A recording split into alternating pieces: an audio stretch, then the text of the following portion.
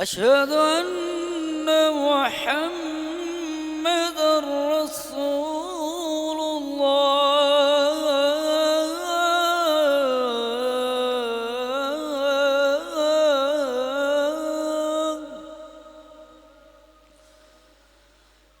أشهد أن محمد رسول الله.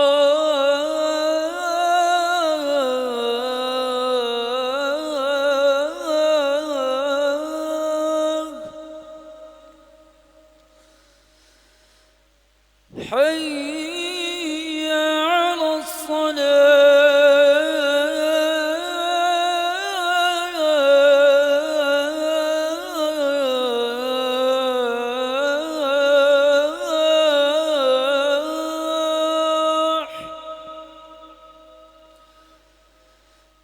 حي على الصلاة.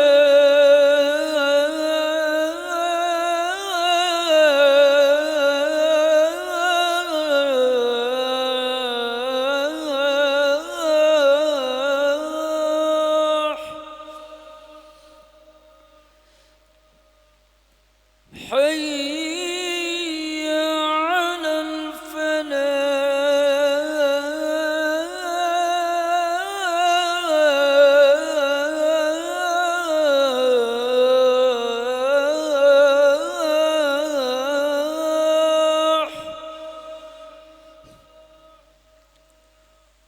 حي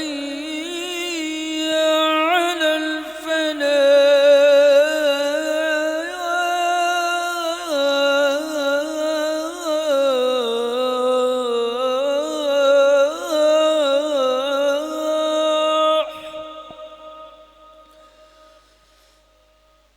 الله أكبر الله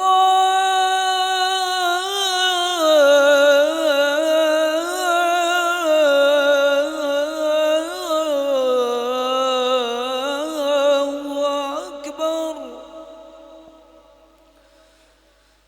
لا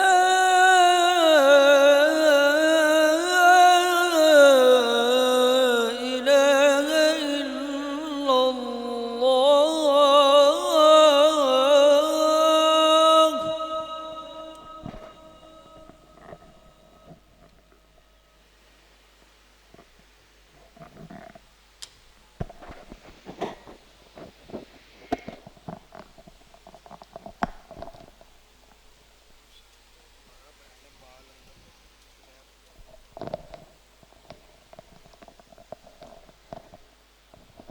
الحمد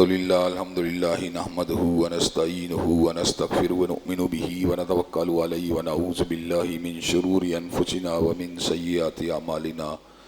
من يهده الله فلا مضل له ومن يضلل فلا هادي له وأشهد أن لا إله إلا الله وأشهد أن محمدا عبده ورسوله. أما بعد فإن خير الحديث كتاب الله وخير الهدي هدي محمد صلى الله عليه وسلم وشر الأمور محدثاتها وكل محدثة بدعة وكل بدعة ضلالة وكل ضلالة في النار. أما بعد أعوذ بالله السميع العليم من الشيطان الرجيم. أحسب الناس أن يتركوا أن يقولوا آمنا وهم لا يفتنون وَلَقَدْ فَتَنَّا الَّذِينَ مِنْ قَبْلِهِمْ فَلَيَعْلَمَنَّ اللَّهُ الَّذِينَ صَدَقُوا وَلَيَعْلَمَنَّ الْكَاذِبِينَ. حضرات گرامی قدر، ہر قسم کی تعریفات اللہ مالک الملک کے لیے ہیں، جنہوں نے جنات اور انسان کو حقیقی معنوں میں اپنی پوجا، اپنی بندگی اور اپنی عبادت کے لیے بنایا ہے۔ جنات اور انسان کی تخلیق کا مقصد حقیقی یہی تھا کہ وہ بارگاہ رب العالمین میں آیا کریں، اپنی جبین نیاز کو مالک کائنات کی بارگاہ میں آ کے جھکایا کریں، اپنے دست سوال کو کبریا کی بارگاہ میں آ کے پھیلایا کریں، اپنی کمر کو حالت رکوع میں اس کی بارگاہ میں آ کے ہم کیا کریں، اسی کی تکبیر کی صداؤں کو بلند کیا کریں، اسی کی تحلیل کی آوازوں کو اجاگر کیا کریں، اسی کی تسبیح گیت گایا کریں۔ چنانچہ ارشاد ہوا وما خلقت الجن والانس الا لیعبدون، اور میں نے نہیں بنایا جنات اور انسان کو مگر اپنی پوجا، اپنی بندگی اور اپنی عبادت کے لیے۔ حمد و ثنا کے بعد عرب حرم بن گنت اور بے شمار درود و سلام ہوں اس ہستی اقدس و مقدس پر کہ جن کا نام نامی اور اسم گرامی محمد کریم صلی اللہ علیہ وآلہ آلہ وصحبہ وبارک وسلم ہے۔ اللہ رب العزت نے امام الہدا علیہ الصلوۃ والتسلیم کو اہل کائنات کی ہدایت اور ان کی رہنمائی کے لیے مبعوث فرمایا، اور آپ کی ذات بابرکات کے ذریعے اہل کائنات کی ہدایت اور ان کی رہنمائی کا خوب بندوبست فرمایا۔ اللہ رب العزت نے امام الہدا علیہ الصلوۃ والتسلیم کی سیرت طیبہ میں طرح طرح کی خصوصیات کو ودیت فرما دیا تھا، اور گوناگوں قسم کی صفات کو آپ کی ذات اقدس و مقدس کا حصہ بنا دیا تھا۔ اور ان تمام باتوں سے بڑھ کر یہ کہ میرے آقا کی زندگی میں کوئی صبح ایسی نہیں آئی، کوئی شام اور کوئی رات ایسی نہیں آئی، دکھوں کی کوئی گھڑی اور شگا لمحہ ایسا نہیں آیا جب مالک کائنات نے اپنی تائید کو، اپنی نصرت کو اور اپنی حمایت کو آپ کے شامل حال نہ فرمایا ہو۔ اور ان تمام باتوں سے بڑھ کر یہ کہ عرش کرم نے اپنی آخری کتاب حمید کو سید العرب والعجم امام المتقین والابرار حضرت اشرف الانبیاء والمرسلین جناب خاتم النبیین کے قلب اطہر پہ نازل فرما دیا تھا۔ حضرات گرامی قدر، اسی کتاب کے ایک انتہائی فصیح و بلیغ عنوان جس کا تعلق معیشت کی بہتری کے ساتھ تھا، اس کے حوالے سے میں نے اپنی گزارشات کو گزشتہ خطبہ جمعہ مکمل کیا۔ ربیع الاول کی آمد ہے اور سیرت نبوی شریف کے حوالے سے اپنی چند معروضات اور گزارشات کو آپ حضرات کے سامنے رکھنا وقت کے لحاظ سے، حالات کے لحاظ سے، اوقات کے لحاظ سے اس میں کافی فائدے والی باتیں نظر آ رہی ہوتی ہیں، لیکن کئی ایسے واقعات رونما ہوتے ہیں کہ میں ہمیشہ آپ کی توجہ کو سمت مبذول کروا کر شریعت اسلامیہ کے احکامات کو ان واقعات کے تناظر میں آپ کے سامنے رکھنے کی جستجو کرتا رہتا ہوں۔ حضرات گرامی قدر، حالیہ دنوں کے اندر ایک انتہائی تلخ قسم کا واقعہ رونما ہوا، جس میں ہمارے عزیز دوست مولانا شیخ ضیاء الرحمن مدنی، جو کہ ایک بلند پایہ عالم دین اور منتظم، جناب چودھری ظفر اللہ صاحب کے فرزند ارجمند تھے۔ جامع ابی بکر کراچی کے اندر اہل سنت کا، اہل الحدیث کا ایک بہت بڑا ادارہ ہے، اس کے وہ محتمم تھے۔ وہاں پر تدریس کا فریضہ بھی انجام دیا کرتے تھے۔ اللہ تبارک و تعالیٰ کی توحید کے ابلاغ کے لیے اپنی پوری زندگی کو وقف کیے رکھا۔ پیغمبر زماں حضرت محمد کریم صلی اللہ علیہ وسلم کی سنت کی نشر و اشاعت میں مصروف اور مگن رہے۔ مشترکات امت کے حوالے سے بھی ہمیشہ بھرپور انداز میں جستجو کرتے رہے۔ 2 سال قبل بھی جب آصف رضا علوی نے سیدنا صدیق اکبر کی شان اقدس میں گستاخی کی تھی، تو کراچی میں دیوبندی بریلوی مکتب فکر اور اہل الحدیث مکتب فکر نے اپنے اپنے اجتماع میں اس کے اس فعل شنیع کی شدید مذمت کی تھی۔ تو مولانا ضیاء الرحمن نے بھی اس موقع پر بہت کھل کھلا کر صحابہ کرام رضوان اللہ علیہ مجمعین اور اہل بیت کے ساتھ اپنی وابستگی کا اظہار کیا تھا۔ 10 ستمبر کو کراچی علماء کمیٹی نے مجھے کراچی میں ناموس صحابہ اور اہل بیت بل کے حوالے سے اپنی چند گزارشات کو پیش کرنے کی دعوت دی تھی۔ اللہ تعالیٰ کے فضل و کرم سے آپ کا یہ گناہگار، کمزور اور بے بس بیٹا اور بھائی اللہ کے فضل و کرم سے کراچی کے اندر 1.5-2 لاکھ سے بڑے اجتماع سے میں نے وہاں پر حضرات صحابہ کرام رضوان اللہ علیہ مجمعین کے حوالے سے کتاب و سنت کے اندر جو ارشادات ہیں ان کو بیان کیا، اور جو مشترکہ اہل سنت کے تمام مکاتب فکر کا موقف ہے اس کو بھی پوری شد و مت سے اس کا ابلاغ کیا کہ توہین عدالت کے قوانین تو موجود ہیں اور حد کے عزت کے قوانین بھی موجود ہیں، لیکن صحابہ کرام رضوان اللہ علیہ مجمعین کی حرمت کو یقینی بنانے کے لیے جب ناموس اہل بیت و صحابہ بل کو پیش کیا جاتا ہے تو ایک طبقہ باہر نکل کے کہتا ہے میں یہ قانون منظور نہیں ہے۔ ان کا ٹارگٹ ویسے تو سارے صحابہ ہیں، لیکن خصوصیت سے بنو امیہ کے عظیم فرزند اور فاتح عرب و عجم، جنہوں نے 60 لاکھ سے زیادہ مربع میل سلطنت اسلامیہ میں شامل فرما دیا اپنے دور اقتدار میں، دور خلافت میں۔ میری مراد مسلمانوں کے امیر البحر حضرت امیر معاویہ رضی اللہ تعالیٰ عنہ ہیں، جنہیں حقیقت کی دنیا میں شرف صحابیت حاصل ہوا۔ حقیقت کی آنکھ سے انہوں نے حضرت رسول اللہ کی زیارت کی، اور امام ابن تیمیہ رحمۃ اللہ علیہ نے اس بات کو نقل فرما دیا کہ حضرت امیر معاویہ کا ایمان تواتر سے ثابت ہے، اور پوری امت کا اس کے اوپر اجماع ہے کہ آپ مومن بھی تھے، مسلمان بھی تھے۔ جب حضرت رسول اللہ صلی اللہ علیہ وسلم نے سیدنا حسن کو اپنے ممبر مبارک سے اتر کے اٹھایا تھا تو آپ نے ارشاد فرمایا تھا ان ابنی ھذا سید، میرا یہ نواسا اور میرا بیٹا اس لیے سردار ہے کہ اللہ اس کے ذریعے مسلمانوں کی دو بڑی جماعتوں میں صلح کروائے گا۔ یہ صلح کب ہوئی تھی؟ جب جنگ جمل ہو چکی تھی، جب جنگ صفین ہو چکی تھی، جب سیدنا عمار ابن یاسر رضی اللہ عنہما کی شہادت کا واقعہ رونما ہو چکا تھا۔ ان تمام کے تمام تنازعات کے رونما ہونے کے بعد بھی سیدنا امیر معاویہ اس حدیث کے مطابق مسلمانوں کی ایک بڑی جماعت کے لیڈر تھے، اور قرآن مجید کے مطابق وَإِن طَائِفَتَانِ مِنَ الْمُؤْمِنِينَ اقْتَتَلُوا کہ مومنوں کے دو گروہوں کے درمیان غلط فہمیاں اس حد تک بھی بڑھ سکتی ہیں کہ قتال کی نوبت آ جائے۔ قتال کی نوبت آ جانے کے بعد ایک گروہ کو اجتہادی خطا کا حامل تو کہا جا سکتا ہے، ایک گروہ کو اجمالی یا عمومی انداز میں باغی تو کہا جا سکتا ہے، لیکن غیر مسلم نہیں کہا جا سکتا، غیر مومن نہیں کہا جا سکتا۔ اور جبکہ اس گروہ کے لیڈر کی شان و عظمت یہ ہو کہ اللہ تبارک و تعالیٰ نے تمام مسلمانوں کو اس کی ذات کے اوپر جمع کر دیا ہو، اس کی قیادت و سیادت کے اوپر جمع کر دیا ہو، حضرت امیر المومنین سیدنا امیر معاویہ کے اندر اگر ان کے ایمان میں حلل ہوتا، ان کے اسلام میں حلل ہوتا،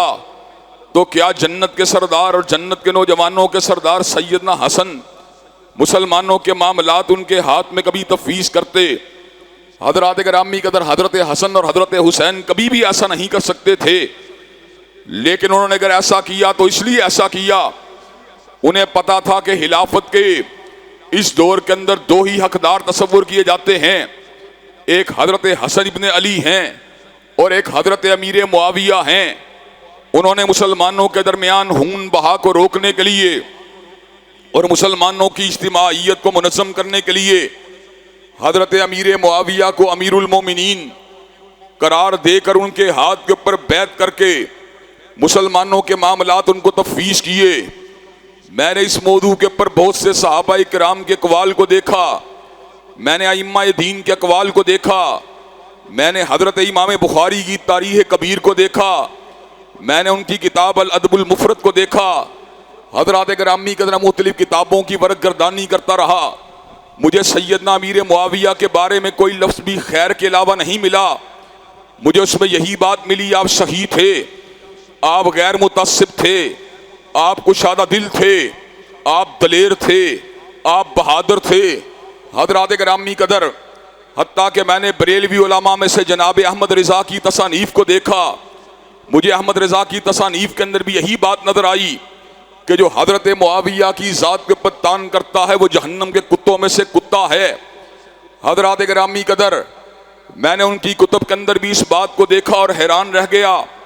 کہ سیدنا امیر المومنین سیدنا علی ابن ابی طالب جو کہ مسلمانوں کے دلوں کی دھڑکن ہیں، مسلمانوں کے جگر کی ٹھنڈک ہیں،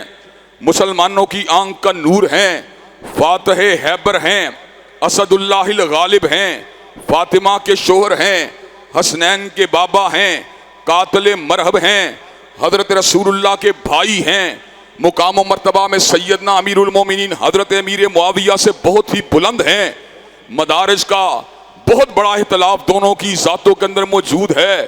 لیکن حضرات گرامی قدر اس کے باوجود بھی بات یہی سمجھ میں آئی، جب آپ نے حضرت علی کی اولیت کی بات کرنی ہے، حضرت علی کی فضیلت کی بات کرنی ہے، حضرت علی کے حق کے اوپر ہونے کی بات کرنی ہے، تو اس کے باوجود بھی آپ نے سیدنا امیر المومنین حضرت امیر معاویہ کی شان میں تنقیص کو نہیں ہونے دینا، آپ نے صحابیت کے مقام کو اور حضرت رسول اللہ کی زیارت کے مقام کو ہر لحظہ ہر لمحہ اپنی آنکھوں کے سامنے رکھنا ہے۔ حضرات گرامی قدر صحابیت اقتصابی چیز کا نام نہیں، صحابیت وہبی چیز کا نام ہے۔ صحابیت جو ہے وہ عبادت اور ریاضت سے حاصل نہیں ہوتی، صحابیت تو نصیب اور قسمت سے حاصل ہوتی ہے۔ حضرات گرامی قدر آج کے دور کا مسلمان لاکھ کوششیں کر لے لیکن وہ حضرت رسول اللہ کی زیارت کو نہیں کر سکتا۔ جن لوگوں نے حضرت رسول اللہ کے چہرہ پر نور کی زیارت کی ہے، جن لوگوں نے آپ کی صحبت میں وقت کو گزارا ہے، حضرات گرامی کے در بعد میں آنے والے لوگ ہاں کتنی بھی کوشش کرتے رہیں مقام صحابیت کا مقابلہ نہیں کر سکتے. اس لیے حضرت امیر معاویہ کے مدارج سیدنا علی المرتضیٰ سے گو کے کم ہیں، اور ان جنگوں پہ گو کے حضرت علی المرتضیٰ بالکل عین حق کے اوپر ہیں. لیکن حضرات گرامی قدر وہ مقام جو آپ کو حضور کی رؤیت سے حاصل ہوا، حضرت رسول اللہ کی زیارت سے حاصل ہوا، حضرت رسول اللہ کی مجلس سے حاصل ہوا، حضرت رسول اللہ کی صحبت سے حاصل ہوا، اپنے ایمان اور اپنے اسلام کی وجہ سے حاصل ہوا، حضور کے ساتھ آپ کی رشتہ داری اور قرابت سے حاصل ہوا، آپ کے برادر نسبتی ہونے کی وجہ سے حاصل ہوا، آپ کے ہم زلف ہونے کی وجہ سے حاصل ہوا. حضرات گرامی قدر اس مقام اور منصب کو کسی بھی صورت جو ہے انڈر ایسٹیمیٹ نہیں کیا جا سکتا، اس کو انڈرمائن نہیں کیا جا سکتا. آپ سیدنا علی کے مقابلے کے اوپر ان کو کم رتبے والا صحابی تو کہہ سکتے ہیں، لیکن روح زمین کے سارے اولیاء اللہ اگر جمع ہو جائیں کسی ایک صحابی کے اس ایک لمحے کا مقابلہ نہیں کر سکتے جو اس نے حضرت رسول اللہ کی زیارت میں گزارا ہے. چنانچہ اللہ تبارک و تعالیٰ کے فضل و رحمت سے آپ کے اس گناہگار اور بے بس بیٹے نے اس نسبت سے جو حضرت امیر المومنین حضرت امیر معاویہ کو حضرت رسول اللہ سے حاصل ہے،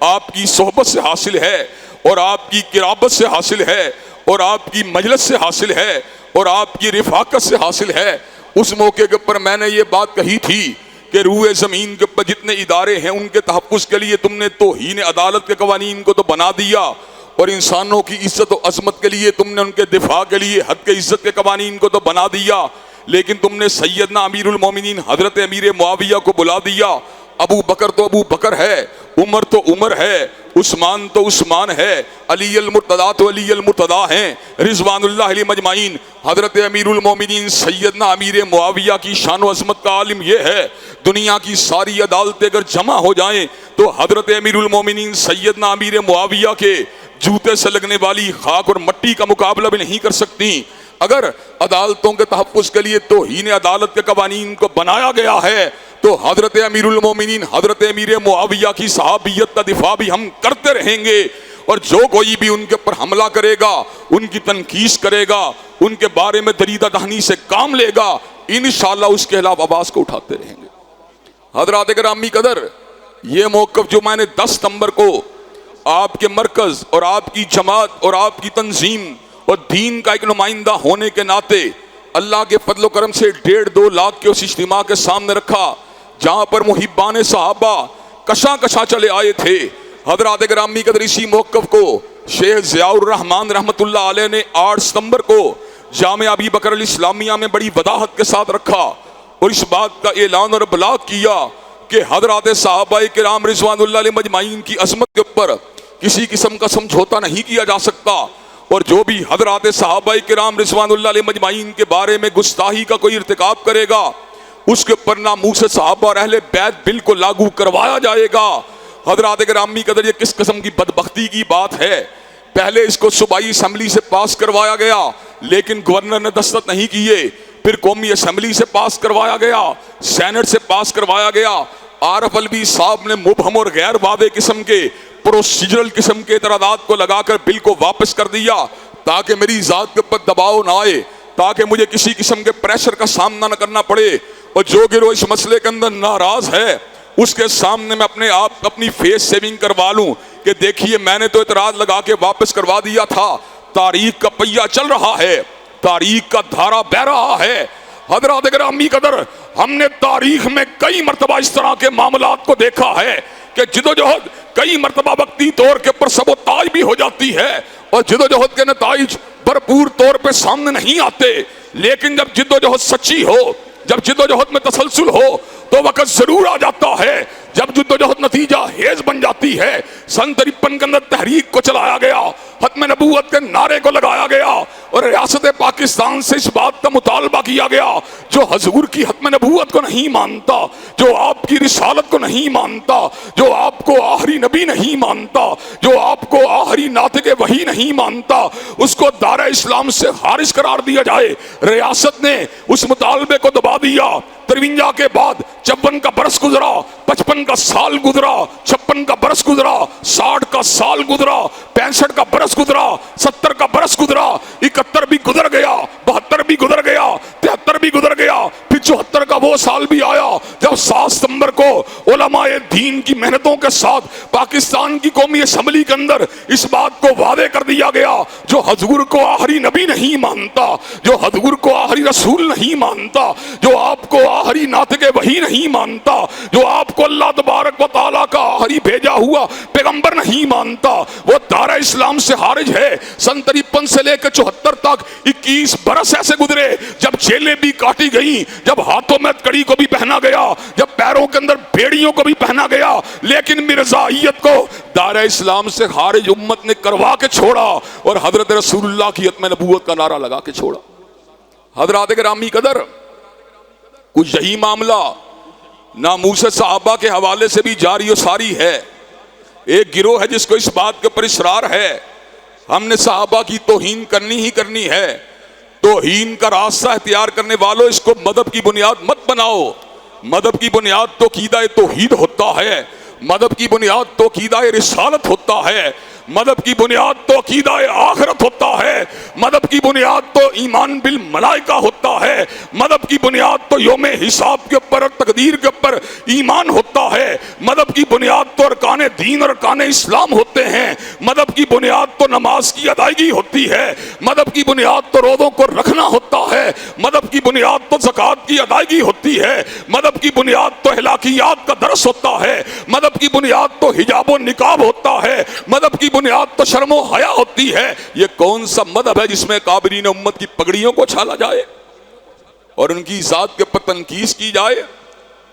حضرات گرامی قدر، علماء اہل تشیع کو اس بارے میں اثر نو غور کرنے کی ضرورت ہے کہ وہ کیوں اس قسم کی مہادرائی کو اس ملک کے اندر پیدا کرنا چاہتے ہیں۔ حضرات گرامی قدر، میں نے ساجد نقوی صاحب کے ساتھ کئی مجلسوں کو اٹینڈ کیا ہے اور میں نے ہمیشہ ساجد نقوی صاحب کے لبوں سے ان الفاظ کو سنا ہے کہ اہل سنت اور اہل تشیع کے اختلافات نہ پہلے درجے کے اختلافات ہیں، نہ دوسرے درجے کے اختلافات ہیں، نہ تیسرے درجے کے اختلافات ہیں، نہ چوتھے پانچویں درجے کے اختلافات ہیں۔ انہوں نے ہمیشہ یہ بات کہی چھٹے ساتویں درجے کے اختلافات ہیں۔ اب اگر آپ ان اختلافات کو چھٹے ساتویں درجے کا اختلاف سمجھتے ہیں تو کیوں اس بات کو آج معاشرے میں کشیدگی کا سبب بنائے ہوئے ہیں؟ کیوں اس بات کو معاشرے کے اندر جو ہیں وہ تنازعات کا سبب بنائے ہوئے ہیں؟ اگر آپ کے نزدیک ارکان دین، عقائد اسلامیہ، اللہ کی ذات کی توحید، حضرت رسول اللہ کی ختم نبوت اور رسالت اور عقیدہ آخرت ترجیح اہمیت کے حامل ہیں تو پھر آپ کو مشاجرات صحابہ کے بارے میں لب کشائی کرنے کو چھوڑ دینا چاہیے۔ آپ اگر فضیلت علی کو بیان کرنا چاہتے ہیں یا فضیلت حسن و حسین کو بیان کرنا چاہتے ہیں یا ائمہ اثنا عشریہ کی فضیلت کو بیان کرنا چاہتے ہیں تو حضرات گرامی قدر، اگرچہ ہم حضرت صدیق و فاروق اور حضرت عثمان کو افضل سمجھتے ہیں، لیکن اس عقیدے کے آپ کے رکھنے کے ساتھ معاشرے کے اندر تنازع نہیں پیدا ہو جائے گا، معاشرے کے اندر کوئی رفت پیدا نہیں ہو جائے گی، معاشرے کے اندر کوئی قتل و غارت گری کا بازار گرم نہیں ہو جائے گا۔ آپ فضیلت کی بات کرتے رہیں، ہم سمجھیں گے یہ آپ کے عقیدے کی بات ہے، ہم ابو بکر عمر و عثمان کی فضیلت کی بات کریں گے یہ ہمارے عقیدے کی بات ہے، لیکن حضرات گرامی قدر جب صدیق کو گالی دی جائے، جب فاروق کو گالی دی جائے، جب ذوالنورین کو گالی دی جائے، جب علی المرتضیٰ کو گالی دی جائے، جب امیر المومنین حضرت امیر معاویہ کو گالی دی جائے، جب طلحہ بن عبید اللہ کو گالیاں دی جائیں، جب زبیر بن عوام کو گالیاں دی جائیں، جب ام المومنین سیدہ عائشہ کو گالیاں دی جائیں، جب ام المومنین سیدہ حفصہ کو گالیاں دی جائیں، تو حضرات گرامی کی طرف اس پہ کمپرومائز نہیں ہو سکتا، اس پہ کمپرومائز نہیں ہو سکتا۔ ہم تم سے اپنے لیے کچھ بھی نہیں مانگتے، ہم اگر مانگتے ہیں تو صحابہ کرام رضوان اللہ علیہ مجمعین کی عظمت اور ان کی دفاع کا تحفظ مانگتے ہیں، اور اس مسئلے کے اندر بھی لاٹھی کے قائل نہیں، گولی کے قائل نہیں، بارود کے قائل نہیں، تکفیری نعروں کے قائل نہیں، تکفیری سوچ اور فکر کی نشر و اشاعت کے قائل نہیں، لیکن یہ بات برملا طور پہ کہہ دینا چاہتے ہیں کہ اللہ کے فضل و کرم سے اس ملک میں ناموس صحابہ اور اہل بیت کا بل، جسے کئی مرتبہ معلق کیا گیا اور جسے کئی مرتبہ پس منظر میں بھیجا گیا، انشاءاللہ وہ وقت قریب آ چکا ہے جب اس ملک کے اندر ناموس صحابہ اور اہل البیت کا قانون بنے گا، اور سیدنا صدیق سے لے کے حضرت امیر المومنین سیدنا امیر معاویہ تک ہر صحابی کا دفاع اس کو یقینی بنایا جائے گا۔ حضرات گرامی قدر، یہ وہ موقف تھا جس کو ڈنکے کی چوٹ شیخ ضیاء الرحمان نے 2-3 سال پہلے ہونے والے اجتماعات کے اندر بھی بیان کیا، اور 8 ستمبر کو ہونے والے جامع ابی بکر کے جلسے کے اندر بھی بیان کیا۔ حضرات گرامی قدر، اس سے پہلے بھی بہت سے ایسے لوگ جو حضرات صحابہ کرام کا دفاع کرنے والے تھے، اور بہت سے ایسے لوگ جو قادیانیت کے خلاف سینہ سپر ہونے والے تھے، انہیں اس ملک کے اندر موت کے گھاٹ اترنا پڑا، اور حضرات گرامی قدر ان کا لہو جو تھا وہ تفتیش کی ان گنت راہوں کے اوپر بہہ گیا، اس لیے کہ جو عالم حق پرست ہوتا ہے وہ بدعات کا بھی مخالف ہوتا ہے، وہ عقائد باطلہ کا بھی مخالف ہوتا ہے، وہ سامراجیت کا بھی دشمن ہوتا ہے، وہ بے حیائی کا بھی مخالف ہوتا ہے، وہ شرم و حیا پہ حملہ کرنے والی عورتوں کا بھی دشمن ہوتا ہے۔ حضرات گرامی قدر، وہ اعلی کلمت اللہ کے لیے فولادی چٹان ہوتا ہے، وہ ہر اس باطل کے علاوہ آوازوں کو بلند کرنے والا ہوتا ہے جو باطل آواز دین کی مبادیات کو کچلنے والی ہوتی ہے۔ چنانچہ حضرات گرامی قدر، جب ایسا عالم شہید ہوتا ہے، اس کا خون جو ہوتا ہے وہ تفتیش کی ان گنت راہوں کے اوپر بہہ جاتا ہے۔ حضرت علامہ شہید جس وقت شہید ہوئے، آپ کا خون تفتیش کی ان گنت راہوں کے اوپر بہہ گیا۔ حضرت حبیب الرحمان یزدانی رحمت اللہ علیہ جب شہید ہوئے، آپ کا خون تفتیش کی ان گنت راہوں کے اوپر بہہ گیا۔ حضرات گرامی کے ڈاکٹر عادل خان، ان کو جس وقت شہید کیا گیا، کیوں شہید کیا گیا؟ وہ بھی اس ملک کے اندر ناموس صحابہ و اہل البیت کے لمبردار تھے۔ آج ضیاء الرحمان کو شہید کیا گیا، اس لیے شہید کیا گیا، وہ بھی ناموس صحابہ اور اہل البیت کے لمبردار تھے۔ حضرات گرامی قدر، اس سے قطع نظر ہم اس بات کو سمجھتے ہیں ان کے نقطہ نظر کیا تھا، ان کی فکر کیا تھی، ان کی سوچ کیا تھی، ان کا منہج کیا تھا، ان کا راستہ کیا تھا۔ حضرات گرامی قدر، اس کے باوجود بھی ہم قانونی راستوں کے پر یقین رکھتے ہیں، ہم ملک کے اداروں کی شکایت کو تسلیم کرتے ہیں، ان کی سستی کے باوجود، ان کی غفلتوں اور ان کی کوتاہیوں کے باوجود۔ حضرات گرامی قدر، اس موقع کے اوپر ہم مظلوم ہیں، ہم مجبور ہیں، ہم بے بس و بے کس ہیں، لیکن حکام بالا سے اس بات کا مطالبہ کرنا چاہتے ہیں کہ مولانا ضیاء الرحمان کا جرم کیا ہے جس کے اوپر ان کو شہید کیا گیا؟ بِأَيِّ ذَنبٍ قُتِلَتْ، ان کا جرم کیا تھا؟ وہ اللہ کی توحید کی دعوت دینے والے، وہ رسول اللہ کی رسالت کی دعوت دینے والے، وہ عظمت صحابہ کا پرچار کرنے والے، وہ ختم نبوت کا ڈنکا بجانے والے، وہ دینی علوم و دینی جو تھا تدریس کی راہوں کو کھولنے والے، وہ اللہ کے دین کے لیے وقف رہنے والے، وہ ہر آن ہر لمحہ اللہ کے دین کے ابلاغ کے لیے وقف رہنے والے۔ اور حضرات گرامی کا پتہ عالم کیا تھا؟ تقریر کا ہدیہ لینا تو بڑی دور کی بات ہے، جب تقریر پہ جاتے تھے کسی گھر سے بوتل پینا بھی گوارا نہیں کرتے تھے، اتنے بلند انسان تھے۔ قاری صاحب نے ہمیں بتلایا آڈٹ اینڈ اکاؤنٹ سوسائٹی کے اندر کہ جس وقت وہ تشریف لائے جمعہ پڑھانے کے لیے، ان کے سامنے بوتل کو رکھا گیا، انہوں نے کہا میں نے بوتل نہیں پینی۔ قاری صاحب نے سوچا شاید شوگر کا مسئلہ ہو، جب جمعہ ختم ہوا دودھ کو آگے رکھا، کہا میں نے دودھ نہیں پینا۔ قاری صاحب نے کہا شاید دودھ کے اندر جو ہے کوئی چکناہٹ زیادہ ہے۔ قاری صاحب نے پھل پیش کیا، کہا میں نے پھل نہیں کھانا۔ قاری صاحب کہنے کچھ تو لو، کہا میری ماں نے مجھے وصیت کی تھی بیٹا جب بھی تو نے تبلیغ کے لیے جانا ہے اجر کو لوگوں سے حاصل نہیں کرنا بلکہ اللہ سے حاصل کرنا۔ حضرات گرامی کا اس درجے کا آدمی اس دنیا سے چلا گیا، اور حضرات گرامی قدر ہم بے بسی سے اور بے کسی سے اس کی شہادت کا آج تماشا دیکھ رہے ہیں۔ حضرات گرامی قدر آپ کو یہ بات بتلاؤں، جب کسی عالم بعمل کو شہید کیا جاتا ہے، جب کسی عالم دین کو شہید کیا جاتا ہے، تو معاشرہ مدت مدید تک اس کے نتائج کو بھگتتا رہتا ہے۔ حضرت امیر المومنین سیدنا عثمان ذی النورین کی شہادت مظلومانہ نے کس قدر بڑا نتیجہ چھوڑا کہ امت میں کئی فرقے بن گئے، کئی پارٹیاں بن گئی، امت کا شرادہ جو تھا اس کے اندر وہ وحدت والی کیفیت باقی نہ رہی، حضرت عثمان کی مظلومانہ شہادت کی وجہ سے۔ حضرات گرامی کا ایک عرصے تھے یہاں پر علماء کو مچھروں اور مکھیوں کی طرح مارا جا رہا ہے۔ حضرات وہ دور کہ جس دور کے اندر لوگ اپنے بچوں کو انجینئر بنواتے ہیں، ڈاکٹر بنواتے ہیں، بزنس ایڈمنسٹریٹر بناتے ہیں، ماہر اقتصادیات بناتے ہیں، شماریات کا ماہر بناتے ہیں، حیاتیات کا ماہر بناتے ہیں، طبیعیات کا ماہر بناتے ہیں، کیمیا کا ماہر بناتے ہیں۔ حضرات گرامی کا اس دور میں اللہ کے قرآن کو یاد کرنے والے، حضرت رسول اللہ کے فرامین واضحہ کو یاد کرنے والے، فقہ اسلامی پر دسترس رکھنے والے، تاریخ اسلامی کو ادبر کرنے والے اور علم الکلام کی گہرائیوں میں اتر جانے والے علماء، یقین کیجئے یہ اللہ کی طرف سے بہت بڑی رحمت ہے، اللہ کی طرف سے بہت بڑی ہمارے لیے ایک سعادت کی بات ہے ان کا وجود۔ حضرات گرامی قدر، ایک عالم کی موت نہیں ہوتی بلکہ جہنم کی موت ہوتی ہے۔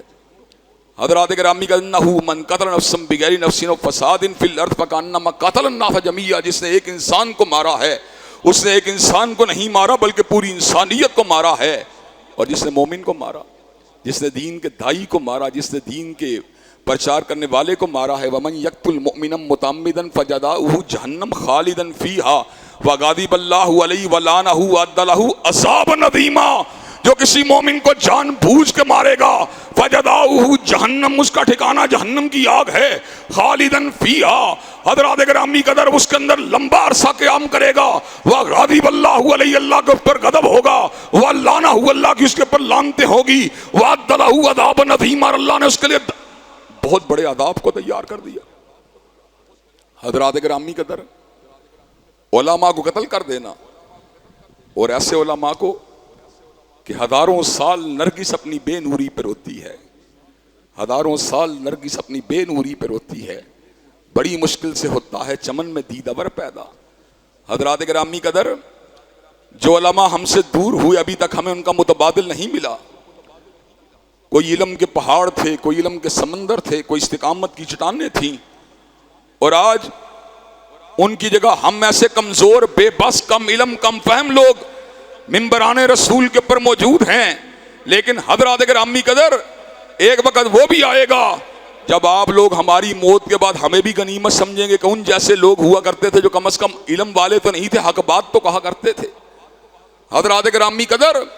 چنانچہ علماء اور اہل دین کی قدر کرنا اور ان کے ساتھ وابستگی کو اختیار کرنا اور ان کے اوپر ہونے والے ظلم کے خلاف آواز کو اٹھانا اور ان کی شہادتوں کے اوپر اہل حکام بالا کو تنبیہ کرنا اور ان سے مطالبہ کرنا، یہ ہر دین پسند فرد کی ذمہ داری ہے۔ حضرات گرامی قدر، مجھے یہ بات بتلائیے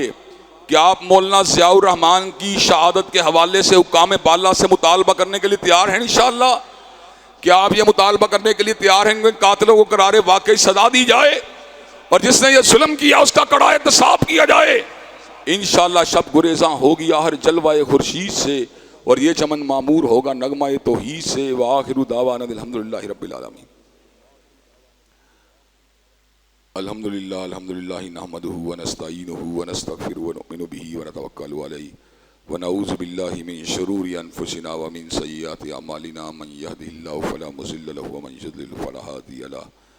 واشہد ان لا الہ الا اللہ واشہد ان محمدا عبدہ ورسولہ۔ اما بعد فإن خیر الحدیث کتاب اللہ وخیر الہدی ہدی محمد صلی اللہ علیہ وسلم، وشر الامور محدثاتها وکل محدثۃ بدعہ وکل بدعۃ ضلالہ وکل ضلالۃ فی النار۔ حضرات گرامی قدر، عالم بعمل اللہ تبارک و تعالیٰ کی زمین کے اوپر انتہائی فضیلت والا شخص ہوتا ہے۔ اگر وہ بے عمل ہو تو اس کی ٹیڑی پیسے کے برابر بھی ویلیو نہیں ہے۔ ایک سچا مومن و مسلمان اس عالم سے ہزار درجے افضل ہے جو بے عمل ہے، جو ریاکار ہے، جس کے قول و فعل میں تضاد ہے، جو دنیا دار اور دنیا پرست ہے، اور جو اللہ تعالیٰ کی رضا کی بجائے اپنی ذات کی رفت کے لیے جستجو کرتا ہے۔ لیکن اگر عالم باعمل ہو جس کا مقصد اللہ کی رضا کا حصول اور انسانیت کو فائدہ پہنچانا ہو، تو روئے زمین کے اوپر کوئی شخص اس کے مقام و منصب کا مقابلہ نہیں کر سکتا۔ هل يستوي الذين يعلمون والذين لا يعلمون، کیا جس کے پاس علم ہے اور جو علم سے بے بہرا ہے وہ برابر ہو سکتے ہیں؟ اللہ تعالیٰ کے کبریائی کو پہچاننا اور اس کبریائی کو پہچاننے کے بعد اس کی حشیت کو اپنے دل میں جگہ دینا، یہ جتنا ملکہ اور جتنا مقام اس حوالے سے عالم کو حاصل ہوتا ہے وہ غیر عالم کو حاصل نہیں ہو سکتا۔ عالم کو اللہ کی طاقتوں کا بھی پتہ ہوتا ہے، اس کی صفات کا بھی پتہ ہوتا ہے، اس کے اسماء کا بھی پتہ ہوتا ہے، اس کی جلالت کا بھی پتہ ہوتا ہے، اس کی کبریائی کا بھی پتہ ہوتا ہے، اس کی تحلیق کی وسعت کا بھی پتہ ہوتا ہے، اس کی کرسی کی پھیلاؤ کا بھی پتہ ہوتا ہے، اس کی عرش کی بلندی کا بھی پتہ ہوتا ہے۔ چنانچہ عالم باعمل جو ہوتا ہے اس کا مقام یہ ہوتا ہے انما یخشی اللہ من عبادہ العلماء، اللہ کی حیثیت اس کے دل کی گہرائیوں میں اتری ہوتی ہے اور وہ اللہ تعالیٰ کی حیثیت میں ہر وقت کپ کپاتا رہتا ہے۔ عالم باعمل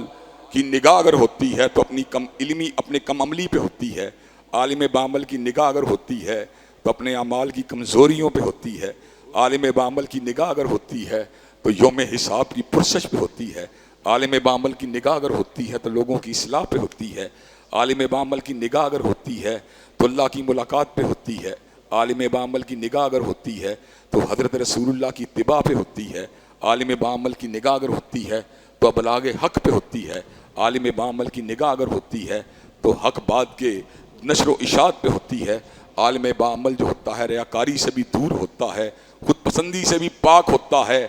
منکسر المزاج ہوتا ہے اور اس کے دل کے اندر انسانیت کا درد ہوتا ہے۔ وہ لوگوں کو جہنم کی آگ کی طرف بڑھتا ہوا دیکھ کے تڑپ جاتا ہے اور وہ اپنی اصلاح بھی کرتا رہتا ہے، اپنے کنبے کی اصلاح بھی کرتا رہتا ہے اور اپنے گرد و پیش میں بسنے والے لوگوں کی اصلاح بھی کرتا رہتا ہے۔ چنانچہ ایک عالم کی موت جو ہوتی ہے وہ جہانوں کی موت ہوتی ہے۔ مولانا ضیاء الرحمن ان کی شہادت نے ہمارے دل کو چھلنی کر دیا، اس سے پہلے بھی ہم لاشوں کو اٹھاتے رہے، لیکن مولانا ضیاء الرحمن نے جس عظیم مشن کے لیے اپنی جان کا نذرانہ پیش کیا ہے وہ مشن جو ہے وہ اللہ تعالیٰ کے فضل و کرم سے ہر مومن و مسلمان کے دل کی آواز ہے۔ حضرات گرامی قدر، حضرت مولانا کے قاتلوں کو گرفتار کرنا یہ حکومت وقت کی ذمہ داری ہے اور ہم حکومت وقت سے اس بات کا مطالبہ کریں گے کہ حکومت وقت فوراً سے پہلے مولانا ضیاء الرحمن کے قاتلوں کو گرفتار کرے، ان کو کیفر کردار تک پہنچائے تاکہ مومنوں کے دلوں کو اطمینان حاصل ہو، مومنوں کے دلوں کو تسلی حاصل ہو، اور انشاءاللہ حضرت ضیاء الرحمن نے جس عظمت صحابہ اور اہل بیت کے مشن کو چھوڑا ہے، اللہ کے فضل و کرم سے ان کے رفقا، ان کے دوست اور ان کے پسماندگان جن میں ان کی اولاد بھی شامل ہے اور ہم ایسے گناہگار لوگ بھی شامل ہیں، انشاءاللہ اس مشن کو جاری و ساری رکھیں گے۔ حضرات گرامی قدر، حکومت وقت سے ہمارا مطالبہ ہے مولانا کے قاتلوں کو کیفر کردار تک جلد از جلد پہنچایا جائے، اور افسوس کی بات پتہ کیا ہے، تحقیق کے بغیر ہی بے پرکی اڑا دی کہ راہ کے شمولیت کے امکانات ہیں، ایک دن بھی نہیں ہوا ابھی راہ کی شمولیت کا ان کو پہلے پتہ چل گیا۔ کس طرح کی باتیں کرتے ہیں، ہر بات کے اندر جناب عوام الناس کی آنکھوں میں دھول کو جھونکنا ان کا شیوا بن چکا ہے، ٹال مٹول سے کام لینا اور ہر خون کو مٹا دینا۔ اور حضرات گرامی کا دوسرا المناک سانحہ یہ رونما ہوا کہ دیوبندی مطلب فکر کے جید عالم دین مولانا احمد اللہ کے اوپر بھی بم دھماکے کے ذریعے قاتلانہ حملہ کیا گیا۔ دعا کریں اللہ مولانا احمد اللہ کو بھی شفا یاب فرمائے، اور وہ لوگ جو علماء کی ٹارگٹ کلنگ کے اندر اس وقت پلاننگ کے ساتھ مصروف ہیں، اللہ ان کو ناکام و نامراد کر دے۔ اللہم انا نجعلک فی نحورہم ونعوذ بک من شرورہم۔ انشاءاللہ یہ لوگ ذلیل ہوں گے، رسوا ہوں گے، ناکام اور نامراد ہوں گے۔ حضرات گرامی قدر، اور اس حوالے سے ایک اور اہم بات جس کی طرف آپ کی توجہ کو مبذول کروانا چاہتا ہوں، ایک طرف تو حال یہ ہے کہیں ٹرانسجنڈر بل ہے، کہیں عورت مارچ ہے، کہیں علماء کی ٹارگٹ کلنگ ہے، اور کہیں خفیہ طور پہ پاکستان کی 5 لڑکیوں کو حسینہ عالم کے مقابلے میں خفیہ طور پہ ایکسپورٹ کر دیا گیا۔ حضرات گرامی قدر، مقابلہ حسن کے اندر پاکستان جو کلمہ طیبہ کے نام پہ بنا ہے، اس کی 5 عورتوں کو وہاں پہ بھیجا گیا ہے جو اپنے جسم کی وہاں پہ نمائش کر کے ہمارے سروں کو شرم سے جھکا دیں گی۔ حضرات گرامی قدر، ہم نے یہ وطن اس لیے حاصل کیا تھا کہ ہم نے بے حیائی کے لیے حاصل کیا، کیا جسموں کی نمائش کے لیے حاصل کیا، کیا عمل قوم لوط کے لیے حاصل کیا، کیا لیسبین اور گیس کے کلچر کو عام کرنے کے لیے حاصل کیا، کیا مقابلہ حسن کے اندر شرکت کے لیے حاصل کیا۔ حضرات گرامی قدر، ہم اس بات کو گوارا نہیں کر سکتے، حکومت وقت کو اس گندی حرکت کا احتساب بھی کرنا پڑے گا، جواب بھی دینا ہوگا۔ حضرات گرامی قدر، کہ آپ پاکستان کے ساتھ جو دھوکہ کر کے ہماری بیٹیوں بہنوں کو مقابلہ حسن میں بھیجا گیا، کیا آپ اس بات کی مذمت کرتے ہیں؟ حضرات گرامی قدر، انشاءاللہ ہم حیا کی، حجاب کی، شرم کی، نقاب کی، چادر و چار دیواری کے تحفظ کی انشاءاللہ جنگ لڑتے رہیں گے، اور انشاءاللہ اس کے لیے مرنا پڑا مرنے کے پر بھی مادہ تیار ہو جائیں گے۔ اس کو جنگل نہیں بننے دیں گے، اس کو کلب نہیں بننے دیں گے۔ اس کو لبنان، بیروت اور ان اسلامی ممالک کی طرح نہیں بننے دیں گے جہاں پر حجاب و نقاب کے جنازے اڑ چکے ہیں. اس کو بنگال اور بنگلہ دیش نہیں بننے دیں گے. حضرات گرامی قدر، نماز جمعہ کے بعد مولانا ضیاء الرحمان کا غائبانہ نماز جنازہ بھی ہوگا اور بھائی ابو بکر باجوہ کے والد گرامی کا جنازہ بھی ہوگا. اللہ تبارک و تعالی ہم سب کو دین کے ساتھ محبت کرنے کی توفیق دے اور علماء دین کے قاتلوں کو اللہ تبارک و تعالی ذلیل بھی کرے، رسوا بھی کرے. مولانا ضیاء الرحمان کی شہادت کو اللہ تبارک و تعالی اپنی بارگاہ میں قبول و منظور فرمائے، ان کے درجات کو بلند فرمائے اور ان کے پسماندگان کو صبر جمیل عطا فرمائے. ان اللہ یامر بالعدل والاحسان وایتاء ذی القربى وینہی عن الفحشاء والمنکر والبغی سبحان ربک رب العزۃ عما یصفون والسلام علی المرسلین والحمد للہ رب العالمین.